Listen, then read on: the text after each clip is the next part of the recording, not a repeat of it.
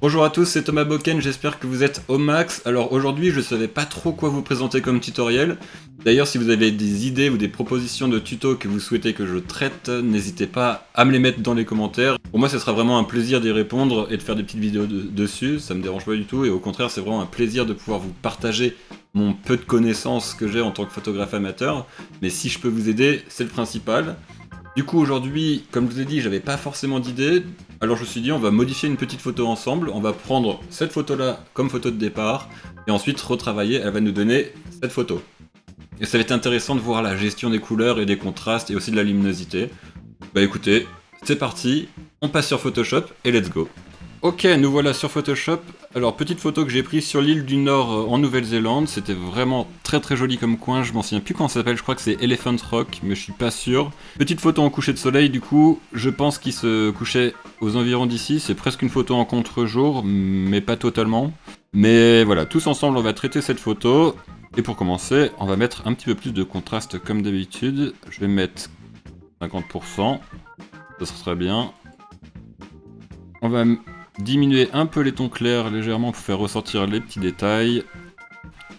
On va augmenter les tons foncés pour faire ressortir encore plus de détails. Et je vais mettre un petit peu plus de blanc jusqu'à temps que l'histogramme soit correct. Un petit peu plus. Voilà, juste ici. Je vais diminuer un peu les tons noirs, juste comme ça. Et normalement, on a une photo qui est plutôt bien exposée. Il ne nous reste plus qu'à rajouter un peu de clarté sur l'ensemble de l'image, mais vraiment très peu. N'exagérez pas à mettre plein de clarté sur toutes vos images parce que ça donne un côté qui est trop brouillon, je trouve. Enfin, vraiment, c'est pas beau, quoi. Ça fait pas du tout naturel. Donc 10%, c'est largement suffisant et c'est ce qu'on souhaite. Du coup, ce qu'il nous reste à faire, on va mettre un petit peu plus de vibrance. On va diminuer un petit peu la saturation pour que les tons dominants, ce soit la vibrance, donc les oranges et les bleus, normalement, ouais, si je me trompe pas, c'est les oranges et les bleus qui devraient ressortir, oui. On va mettre 33%, non. 40% ça devrait être pas mal. De toute façon, tout ce qui est espace de couleur, on va le retravailler ensuite. En parlant de couleur, je pense qu'on va mettre un petit peu plus de orange dans l'image, mais très légèrement, pour accentuer l'idée du coucher de soleil, pour avoir des belles couleurs orangées. On va pouvoir travailler maintenant notre courbe d'exposition. Je le dis à tous les tutos, mais j'ai fait un tuto sur la courbe d'exposition. Je vais pas l'expliquer là pendant ce tuto, je vais le faire vraiment comme je le souhaite. Mais par contre, si vous souhaitez avoir plus de connaissances et approfondir le sujet de la courbe d'exposition, je vous ai mis le lien de mon tuto en description. Donc là, ce que je vais faire, c'est que je vais augmenter un petit peu les hautes lumières, les moyennes lumières aussi, et on va diminuer les basses lumières. Je vais mettre un point ici, et au moins on va transformer les noirs en gris, qui va éviter d'avoir des noirs totalement noirs, et ce qui va apporter beaucoup plus de relief à la photo. Je vais faire pareil avec les blancs, un petit décroché comme ça. D'ailleurs je vais augmenter un petit peu cela. Voilà. Un petit peu plus encore. Je vais rediminuer celui-là. La courbe d'exposition, de toute façon ça s'ajuste tout au long de la retouche de votre photo. Parce que même quand vous allez modifier les couleurs ou les contrastes ou les luminosités de couleurs, ben vous allez toujours avoir envie de retoucher encore un petit peu plus à cette courbe parce que c'est vraiment un outil incroyable et qui permet de faire une photo unique et vraiment stylée. Là déjà l'image elle est intéressante. On a du contraste, on a une belle lumière, on a l'élément principal qui se détache bien avec un sujet. Là, le gros caillou, on a une belle ligne en plus de conduite, une belle perspective, donc ça c'est vraiment cool. C'est ce que j'aime bien dans cette photo. Et maintenant on va mettre quelques petits détails pour rajouter un petit peu de vie à cette image. Je vais mettre un filtre gradué en haut comme ça, mais pas du tout en basse exposition. Je vais remettre mes réglages par défaut. Je l'ajuste, je vais regarder où est-ce qu'il s'applique parce que j'ai envie qu'il s'applique juste sur le caillou. Hop. Je vais le faire en sorte qu'ils viennent de la lumière. Voilà, comme ça. Et ce que je vais faire, c'est que je vais retirer de la clarté. Ça fait comme un voile autour, c'est assez joli. Et je vais baisser la correction du voile. Moi, ça va vraiment exagérer la luminosité. Ah, et là, ça fait vraiment classe. Là, c'est cool. Je vais augmenter d'ailleurs un petit peu plus la luminosité. Très légèrement, comme ça. Et je vais diminuer le contraste. Au moins ça donne un effet de profondeur, et c'est ce que j'aime bien. Le sujet ressort bien, mais je le trouve un petit peu sombre, alors je vais appliquer un filtre dessus. Tiens, d'ailleurs elle est un petit peu floue cette photo. Vérifiez toujours l'exposition et le focus de vos photos, parce que là ça me déçoit. Là je suis clairement déçu parce que le focus s'est fait derrière, là sur l'eau, mais par contre mon sujet est flou et c'est pas du tout ce que je recherchais, mais bon. Pour ce qu'on a à traiter aujourd'hui, ça nous suffira largement. Je vais le faire ressortir un petit peu, je vais améliorer la netteté du coup, pour le faire ressortir et donner un côté un petit peu plus net. Je vais faire ressortir même les environs du sujet. On va rajouter un petit peu plus de luminosité, juste comme ça, et un petit peu plus de clarté, et on va faire ressortir les tons foncés. Voilà, là ça me paraît déjà pas mal, et je vais refaire la même chose mais uniquement sur le sujet. Je le détourne grossièrement, je vais regarder quand même où est-ce que le masque s'applique. Hop, et moi je vais pouvoir corriger facilement ce qui dépasse, parce que j'ai pas envie que la mer soit prise en compte. Non, ça ferait un espèce de halo un peu bizarre et pas très naturel sur le tour du sujet, et bon, c'est pas ce qui nous intéresse. Hop, je remets mes réglages par défaut, j'enlève le masque, et maintenant je vais rajouter beaucoup de luminosité. On va rajouter aussi de la clarté parce que mon sujet n'est pas très net, et on va rajouter du coup de la netteté, comme ça, et de la saturation aussi. Il y a quelques halos là qui me plaisent pas trop, alors je vais recorriger un petit peu mon masque. Hop. Voilà. Ok, là on arrive déjà à un endroit qui est plus intéressant. On a le sujet qui ressort beaucoup mieux que tout à l'heure. On a de la profondeur dans l'image qui est donnée avec ce petit effet de halo là qui est vraiment sympa. On va donner encore un petit peu plus de profondeur à l'image avec un filtre gradué en bas de l'image, juste comme ça. On va pouvoir retirer un petit peu de clarté, un petit peu de netteté aussi, mais par contre on va augmenter les tons clairs et baisser les tons foncés. Voilà. Ce petit détail là en bas du filtre gradué, ça va permettre de focaliser l'œil sur le centre de l'image. On peut voir que le centre est très net par rapport au reste de l'image, et du coup notre œil est directement attiré sur le sujet, c'est ce qui reste intéressant. Là, la partie un petit peu délicate, c'est qu'on va modifier les teintes et la saturation des couleurs.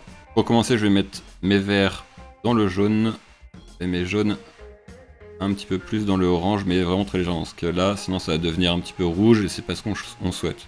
Donc je vais le décaler légèrement, pour donner un petit peu plus de chaleur, un petit peu moins, voilà, de 15%, ça devrait rester naturel et ça fait plutôt joli.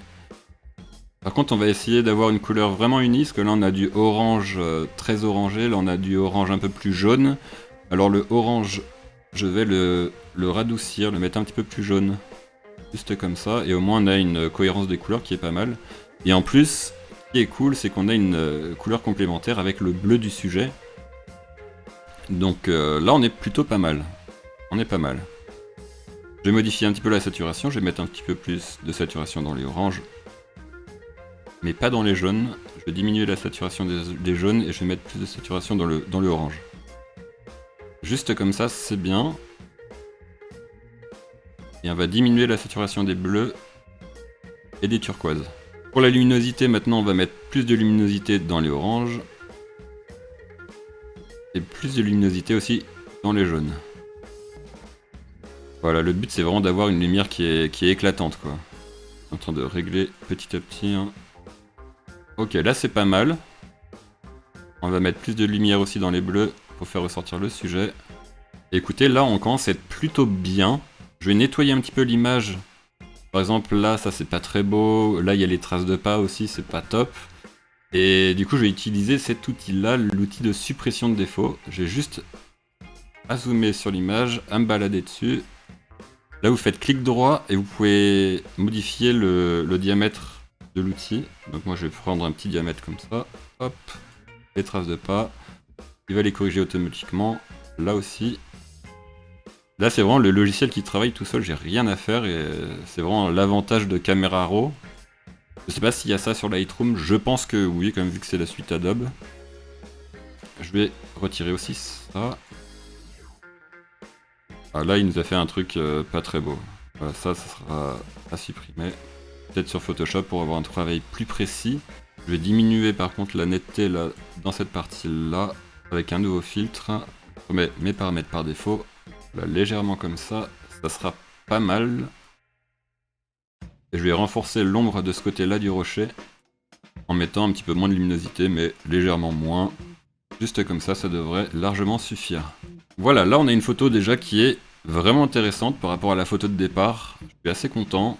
Ça fait bien, on a vraiment une belle lumière là qui se dégage à cet endroit-là. Mais on va essayer de rajouter un petit effet de halo juste ici, avec un nouveau filtre qui va prendre en compte presque la moitié de l'image comme ça. Je remets mes réglages par défaut, et on va mettre juste un petit peu de blanc. On va éclaircir les noirs. Juste comme ça, à fond. Et là, on peut voir que les noirs deviennent un peu gris. Et ça donne un effet plutôt sympa. Comme je vous ai dit tout à l'heure, on va pouvoir du coup réajuster un petit peu la courbe d'exposition, parce que là, il y a quand même beaucoup de blanc. On va diminuer un petit peu les tons clairs. Je vais augmenter un petit peu ici pour avoir plus de détails dans les blancs. On diminue là. Voilà, on a une image déjà qui est un petit peu plus lisse. On va rajouter un petit peu de ton foncé. Alors je pense pas que je vais toucher aux courbes rouge, verte et bleu pour cette image. Peut-être rajouter un petit peu plus de rouge dans les basses lumières. Mais encore je sais même pas si ça fait bien. Faudrait en rajouter mais très légèrement quoi. Juste légèrement comme ça. Non, ça fait moche. Je vais la laisser naturelle. Avec les couleurs bien présentes comme ça. Il y a quand même du contraste en plus, donc c'est intéressant. Je vais encore titiller un petit peu le sujet en rajoutant de la saturation. Et en retirant un petit peu les tons foncés, en augmentant les tons clairs aussi, pour le faire ressortir bien comme il faut. Écoutez, là c'est plutôt pas mal. Là on a une bonne base. On a même une photo qui est quasiment finie. Je vais pouvoir juste la réajuster un petit peu sur Photoshop. Faire les petits détails et après ça ira bien. Du coup je l'ouvre directement sur Photoshop. Nous voilà sur Photoshop, on va juste recadrer un petit peu l'image. Je vais la dupliquer une fois. Je vais la recadrer juste ici et je vais chercher à avoir mon sujet bien au centre de l'image mais un petit peu en bas. Là c'est très bien. Je vais fusionner avec mon calque inférieur. Et j'ai puis qu'enregistrer mon image. Toujours la qualité au maximum. Allez, on enregistre l'image. Et c'est bon. Voilà, le tuto est terminé. J'espère que ça vous a plu, ce genre de format où on modifie une petite photo de A à Z comme ça. Si vous avez des idées de tutos, n'hésitez pas à me les mettre en commentaire. Et bien sûr, comme d'habitude, si ça vous a plu, mettez-moi un petit pouce bleu et abonnez-vous pour avoir plus de tutos. Et d'ailleurs, il y a un gros projet qui arrive mi-juin. Parce que là, je vais tourner un gros truc début juin. Je vous tiens au courant sur Instagram. Mais ça va être une grosse surprise, ça va être beaucoup de travail pour moi, mais je suis archi motivé pour mener ce projet à fond et vous faire kiffer de ouf. Et voilà, on se retrouve bientôt, ciao.